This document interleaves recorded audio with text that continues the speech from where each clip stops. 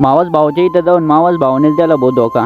तर राम भाऊंनो, झालं असं होतं की तर आपल्याला जायचं होतं लासूरच्या पुढे आहे ना फतुलेबाद म्हणून एक गाव आहे, तिथं आहे ना आपली देवी आहे. मग काय निघालो होतो बुवा आम्ही. और मेरे घर पर जाकर लोग क्या बोल रहे, तुम्हारा बच्चा तो 40,000 रुपये महीना कमा रहा, और मैं बोल रहा मेरे पैसे तो आ रहे पर जा किधर रहे. कोण बोललं रे तुम्हाला, घंटा 1 रुपयानी कमायलो मी याच्यावरनं. आता जर कोणी माय घरी येऊन असं जर बोललं ना, त्याच्या डोक्यामध्ये लाकूडच टाकतो. आपल्या देवगाव रंगारीमध्ये आलो होतो, महाराजांचं दर्शन घेतलं आणि निघालो होतो लासूरकडे. पण लासूरकडे जाताना असं दृश्य दिसलं की माझं मनच नाराज होऊन गेलं. तर मित्रांनो, झालं असं की वैरागडे ना माझ्या मामाचं गाव आहे आणि मी ना तिथं जातच असतो कधी मधी. लहानपणी तर भरपूर जायचो, पण आता काय जाणंच होत नाही. मी लहान होतो ना तेव्हा पण जायचो ना, तेव्हा तर रिक्षानेच जायचो. आणि रिक्षाने जाताना ना सगळे झाडं दिसायचे मस्त पैकी, चार बाजूने ना झाडं असायची. पण काय आता रस्त्यामुळे ना सगळे झाडं तुटले गेले भाऊ. ते म्हणतात ना कुछ पाने के लिए कुछ खोना पडता है, तर असंच काही झालं असं आपल्या सोबत. रस्त्याच्या नादामध्ये आपले ना झाडच गेले भाऊ तुटून. चालता बोलता येऊन पोचलो भाऊ आपण फतुलेबादला. आता इथं आल्यावर ना आपल्याला घ्यायचे होते भाऊ दर्शन. आता तुम्ही म्हणाल की मंदिर कुठे आहे, मंदिर तर हेच आहे समोरचं छोटंसं. मंदिरामध्ये दर्शन केलं आणि देवीकडे मागणी मागितली की आपल्या ना लवकरच ट्रेन घेऊन द्या. दर्शन वगैरे घेऊन आपण आलेलो होतो भाऊ खडक नारायला मावशीच्या इथं. मावशीन काका कोणत्या युद्धामध्ये जायला होते काय माहिती, जखमी होऊन आले होते आणि येताना दवाखान्यातून आले. पण तेवढ्याच म्हणे मावस भाऊ आपल्याला जायचं म्हणे शेतामध्ये. शेतामधून आहे ना सीडकॉनची मक्का आणायची. आईला म्हटलं सीडकॉनची मक्का आहे, निघा रे भाऊ त्याच्यासोबत. उसके साथ तो आया था मैं खेत में, पर उसने हमें सीडकॉन मक्का की जगह आहे ना गावरान मक्का देऊन दिली भाऊ. तिने गावरान मक्का इतकी दिली की बाबासोबत 10 पण फ्री देऊन दिल्या भाऊ.